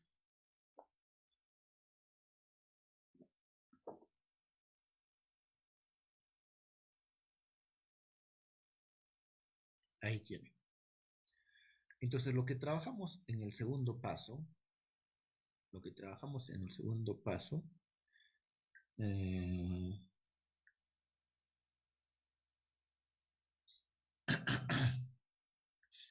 en el segundo paso, que es la segmentación, es para esto. Entonces, si tu compra a salir rutinario, quiere decir que es indagación básico. Entonces, utilizas solo una fuente, que sería precios históricos. Operacional, indagación avanzada. Entonces, utilizas dos fuentes. Uno podría ser precios históricos, otro sería precios otra entidad. No aplicas cotización. Ahora, si quieres, puedes hacer una más cotización. No hay problema, porque te toma mayor tiempo. En lo que es crítico, es una consulta avanzada. Entonces, ¿qué tiene que hacerse? Una solicitud de información, difusión de requerimiento o las reuniones con los proveedores. Pero uno tienes que hacer. Si te sale estratégico, tienes que hacerte dos solicitudes de información. Mejor dicho, una solicitud de información, la otra puede ser difusión de requerimiento, o podrías hacer una solicitud de información con una reunión uno a uno, o reuniones informativas. Pero tienes que hacer dos. Entonces, estos de aquí toman tiempo. Más que todo, el de acá toma mayor tiempo. En obras y consultorías, si es básica, es una consulta al mercado. Básica. Una herramienta, mejor dicho acá. Y si es avanzada, dos herramientas. El de acá sería el mismo de aquí.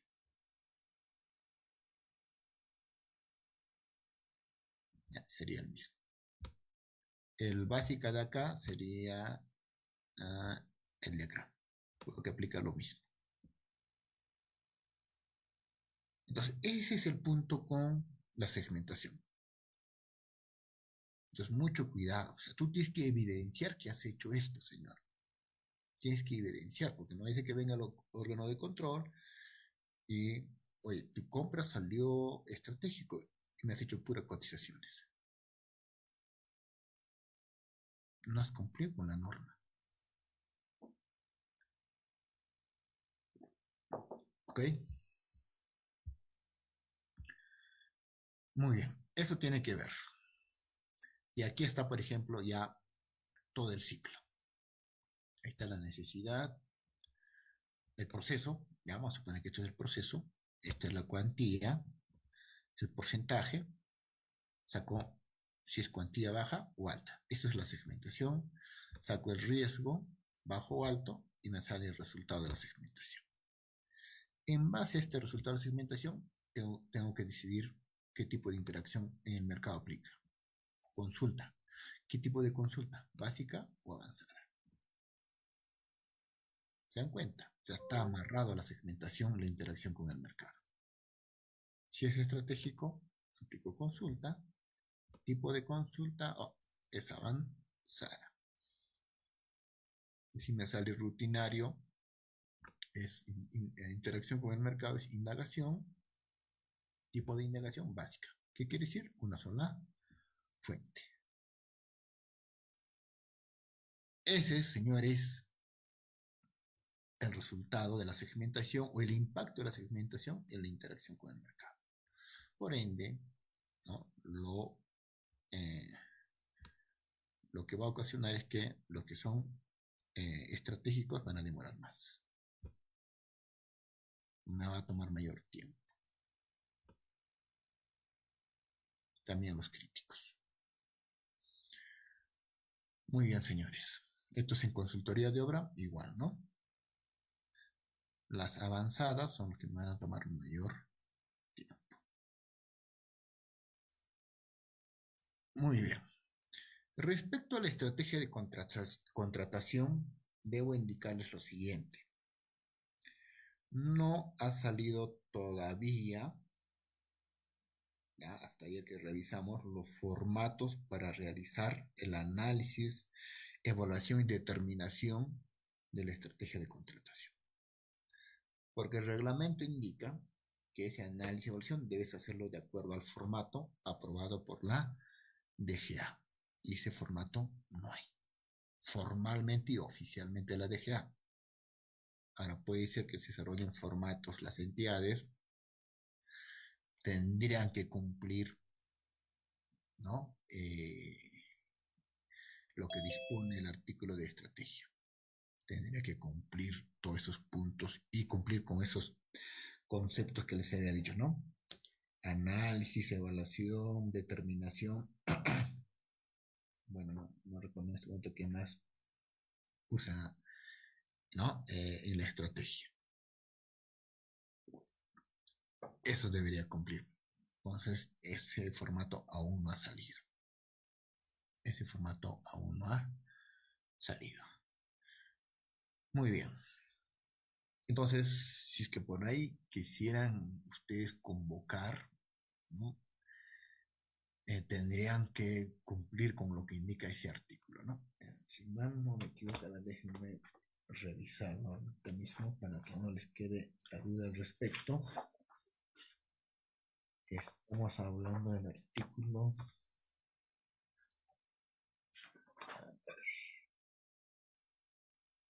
Ahí está.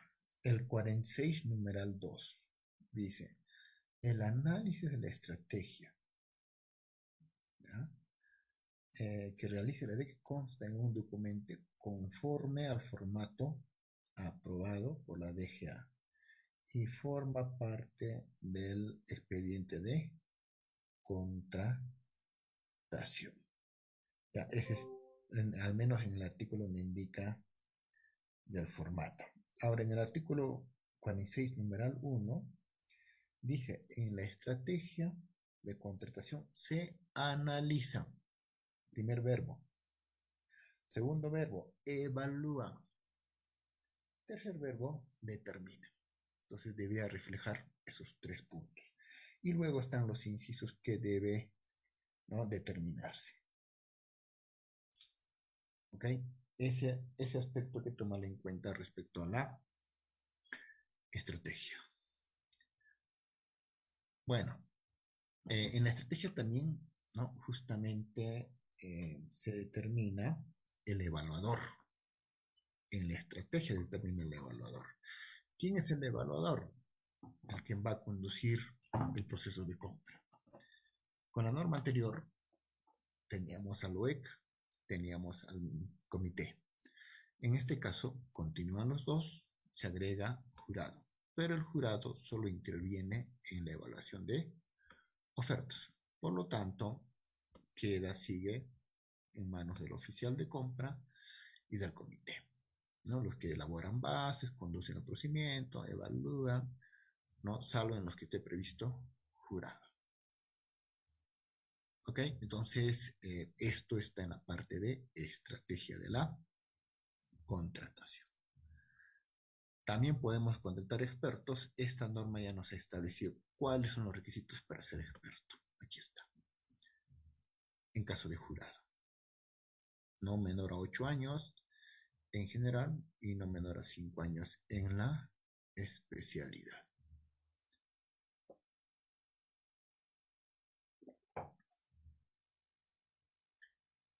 Y recién viene el expediente de contratación. Recién viene el expediente de contratación, señores. Y nuevamente lo que les estoy explicando acá. Para aprobar se requiere, o debe, mejor dicho, estar incluido en el cuadro multianual la necesidad del procedimiento que se va a aprobar. ¿Y qué debe contar? Toda esta información. ¿Ya? Y ahí está la certificación de crédito presupuestario. Entonces, lo que antes conocíamos como valor estimado, ahora se conoce como cuantía. ¿Ya? Lo que antes se conocía como valor estimado, valor referencial, se conoce como cuantía. En base a la cuantía, solicitamos la certificación o previsión presupuestal. ¿Ya? Aquí está la cuantía, la designación de evaluadores y sacamos la certificación. Entonces, si alguien quiere saber un poco claro, ¿no? Este requerimiento, ¿ya? El requerimiento, hemos hecho la segmentación, si se recuerdan, de la segmentación hemos hecho la interacción con el mercado y de la interacción hemos determinado la cuantía. ¿Ya? Luego de la cuantía, ya vamos haciendo cosas paralelas. La estrategia, ¿no? Va a incluir esto de aquí, va a incluir la designación de evaluadores y también ya el trámite que corresponde a la certificación de crédito presupuestario, y estos dos va a depender su aplicación. Va a depender si aplica. ¿Qué es compatibilización? Es cuando quiero comprar con referencia a una marca, modelo o procedencia. Y nos dice otra documentación necesaria. Entonces, si ya tengo expediente de contratación, ya tengo en la estrategia de contratación al evaluador, simplemente elaboro bases. ¿Ya? Elaboro bases. Entonces, el oficial o el miembro del comité es el quien elabora las bases. ¿Ok? Este comité o este oficial de compra tiene que regirse a las bases estándar. Y las bases estándar también han sido publicadas. Estas son las primeras que han sido publicadas, ¿no? Una de las primeras. ¿Ok? La lógica es lo mismo de la norma anterior. ¿Ya? Lo que sí cambia son las reglas de juego de cada procedimiento. Entonces, sugiero revisar cada base estándar. Ya en la parte 2, en la fase 2, vamos a revisar esos cambios. En la sesión 2, mejor dicho, que pertenece justamente a la fase de selección. Y las bases no requiere aprobación. Simplemente elabora, ¿no? Ya el oficial decide de que está finalizado, entonces convoca. O el comité de igual forma, ¿no? Ya no tramitan la aprobación de bases. Porque en la práctica ese trámite, en lugar de generar un valor agregado, más generaba en algunas entidades burocracia, ¿no? Porque no realmente revisaban las bases para aprobarlas. Muy pocas serían las que tengan una revisión en el momento de aprobar. Entonces no había un valor agregado realmente en ese procedimiento. Entonces ya no es necesario la tramitación. Es más, no existe ese procedimiento. Simplemente ya elaboras y decides publicarlo en él, se hace. Y con eso termina esta primera fase de la contratación pública. Bueno, ahora sí, por favor, abrimos las consultas.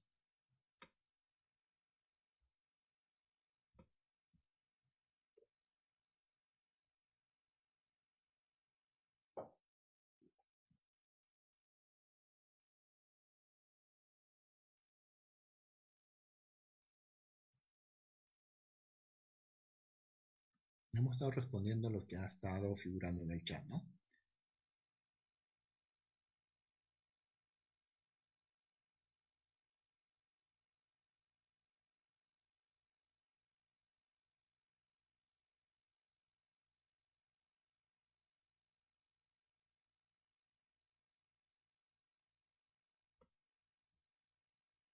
Profesor, buenos días. Días. Disculpe, ¿podría repetir sobre la vigencia? No presté mucha atención en esa parte, por favor. La vigencia de... La vigencia de esa nueva ley de contrataciones, la parte en Ah, ya. donde si es que ya tenían, iniciaba antes, este, ¿desde qué momento tenía validez Ah, para los ya, procesos que perfecto. ya habrían iniciado? Perfecto, perfecto, con gusto. Sí, eso lo Gracias. explicamos en la primera parte. Dijimos, si los procedimientos de selección han sido convocados hasta el 21 de abril, antes de las 00 horas, termina con la ley anterior. ¿Ya? Termina con la ley anterior, incluido su contrato.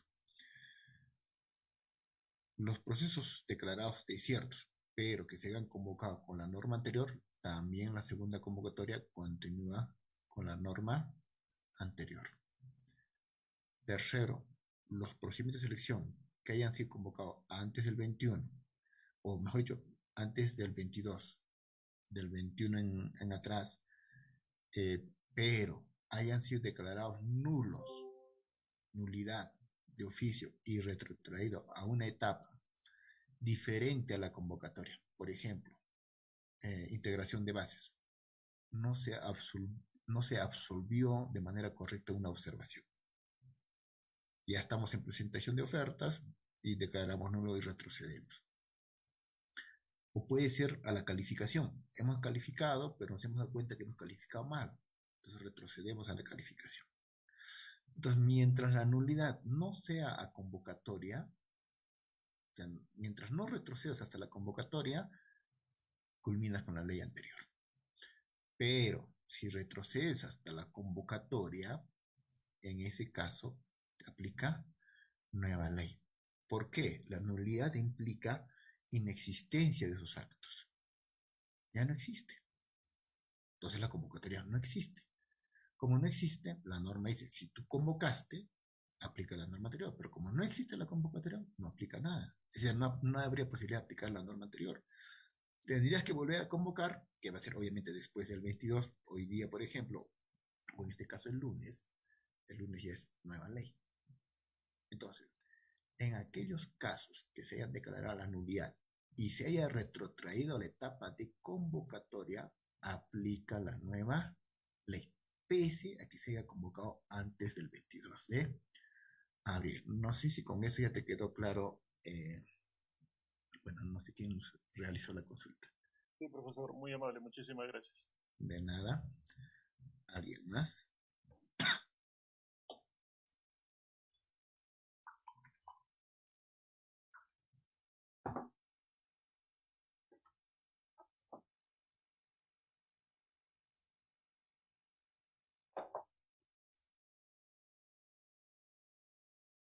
Muy bien, señores.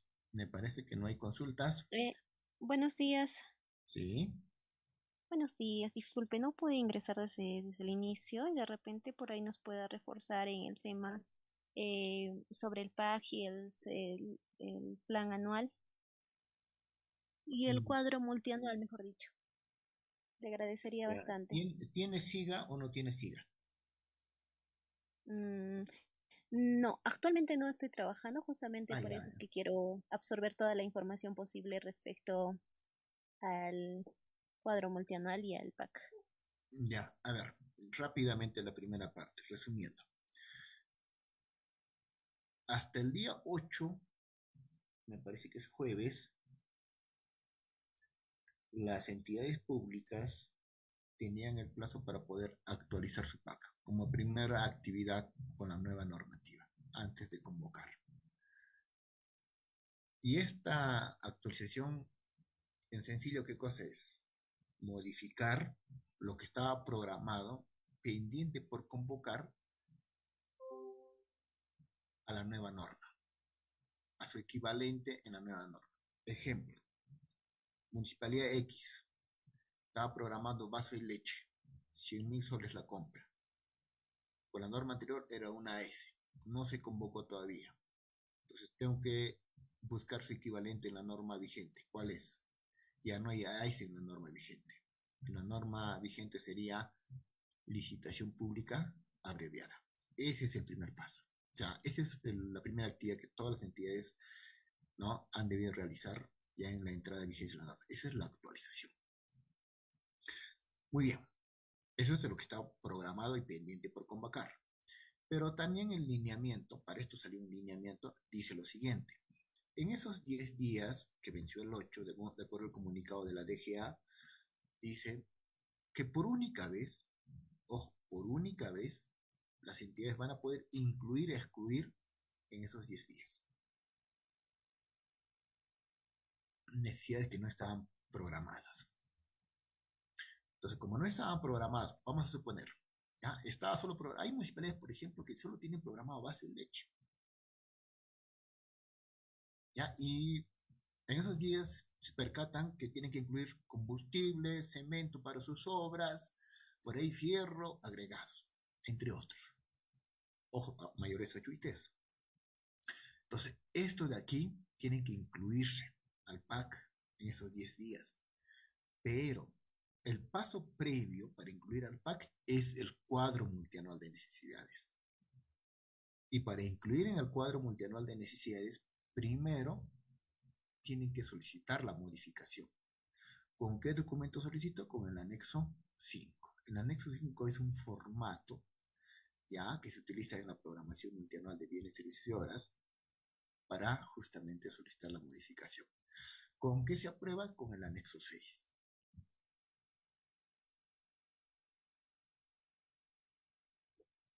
Una vez aprobada con el anexo 6, entra tu PAC. Entra tu plan anual de contrataciones hasta el 8. Entonces, eso es el PAC actualizado. Y luego viene la segmentación, lo que hemos visto después, ¿no? De ahí viene la segmentación. Entonces, ahora, de cómo se modifica, ¿no? Hay una norma en el cuadro multianual que regula, que se llama Directiva 5-2021. Esa directiva regula las causales de modificación del cuadro multianual de necesidades. Esa directiva tenemos que revisar, ¿ya? Básicamente, cuando hay una nueva necesidad, es un supuesto de inclusión. Desaparece la necesidad, es un supuesto de exclusión. Y hay otros supuestos más que tomaría un poquito más de tiempo explicarles. Ahora, ¿qué pasa después del 8? Si hasta el 8 no incluí en mi PAC, del 9 en adelante, no es que no vayas a atender compras, vas a seguir atendiendo. Solo que ya no es necesario incluirlo al PAC. Lo que sí vas a solicitar es la modificación del cuadro multianual y se va a tramitar como no programado. Ya se va a tramitar como no programado. Ojo, lo que estoy diciendo también incluye, ya, del cuadro multianual, respecto del cuadro multianual, incluye a los contratos menores, incluido a las menores iguales a 8 y 3. Entonces, los que tienen SIGA, de esa parte no hay problema porque el SIGA les controla eso. Por eso le preguntaba si tenía SIGA o no. Los que no tienen SIGA, ahí va el problema. ¿Cómo van a controlar? O sea, para que atienda logística, tienen que tener una persona que esté revisando, ¿no? En qué versión del cuadro multianual está. Si es el mismo bien, es la misma unidad de medida, es la misma cantidad. Ojo, o sea, tienen que revisar eso. Ya, no sé si con eso he absuelto o algo más que precisar al respecto. No, sí, muchas gracias. Y una consulta, el área usuaria es el que hace el requerimiento. Por ejemplo, mencionaba usted que tiene que estar en el cuadro multianual y en el PAC, ¿no? ¿Quién se encarga del registro, de actualizarlo o Ya, modificar? muy bien, muy buena pregunta. Respecto al PAC, el que se va a encargar es el abastecimiento de logística. Ya, respecto al PAC. Respecto al cuadro multianual, si es con SIGA o si es con Excel, el anexo 5 lo presenta el área usuario. ¿Ya? El anexo 6, el que aprueba, eso lo hace logística, lo hace la DEC en este caso. Ya el anexo 5. El anexo 5 recuerde que es la aprobación, ¿no? Eso es respecto a tu pregunta. ¿Algo más? Disculpe, y el anexo 6 mencionaba, muchísimas gracias, estoy tomando todo en nota. El anexo 6, la aprobación, me decía usted, ¿quién lo realiza? Eso lo hace logística, lo tramita en el SIGA, lo gestiona en el SIGA, si tiene SIGA, y si no lo tiene, lo hace en el Excel. Es un archivo Excel que él gestiona la aprobación. Entonces firma el anexo 6 logística y el titular de la entidad o el funcionario a quien sea delegado. Por ejemplo, si es una municipalidad, pues el alcalde, salvo el alcalde lo haya delegado al gerente, entonces el gerente firmará. Entonces, la aprobación, ¿con qué se da? Por ejemplo, en el plan anual de contrataciones, la aprobación se da con la emisión de una resolución del gerente municipal, una nueva norma, ¿no? Pero el cuadro multianual no necesita resolución, simplemente se aprueba con la firma del formato o del anexo 6 en este caso, solo con la firma del anexo 6. ¿Quiénes firman? Logística, el titular de la entidad o el funcionario delegado. Muchísimas gracias. De nada. Por la información.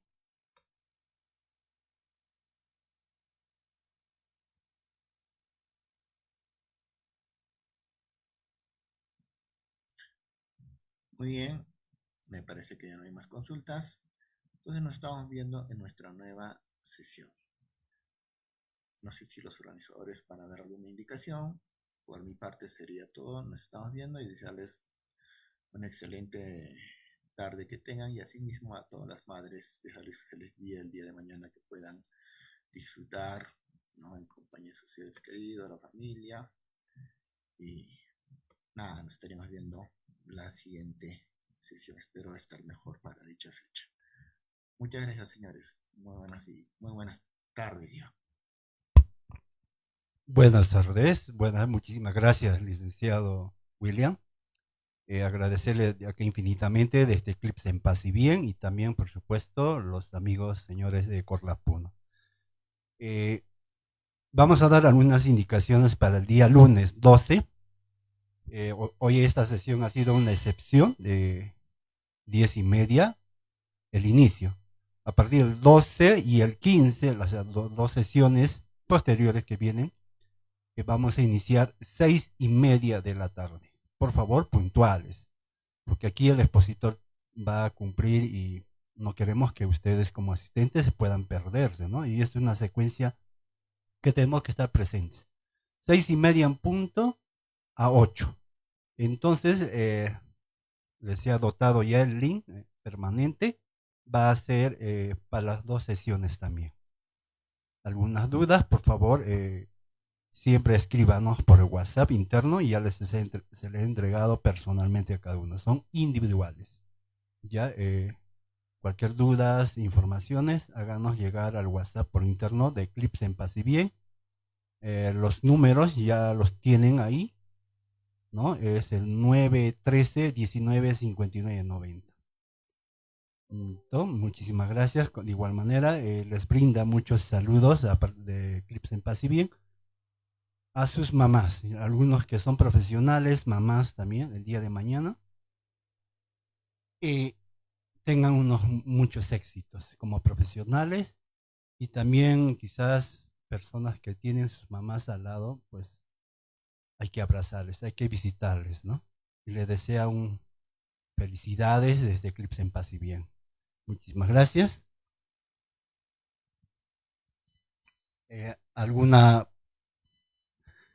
Las diapositivas, por supuesto. Al final de todo el curso se va a dar todos los materiales, ¿no? Incluido la ley, los reglamentos, la diapositiva del expositor, el certificado virtual y por supuesto el certificado físico que ustedes también tienen que recogerle aquí en Eclipse en Paz y Bien, ¿no?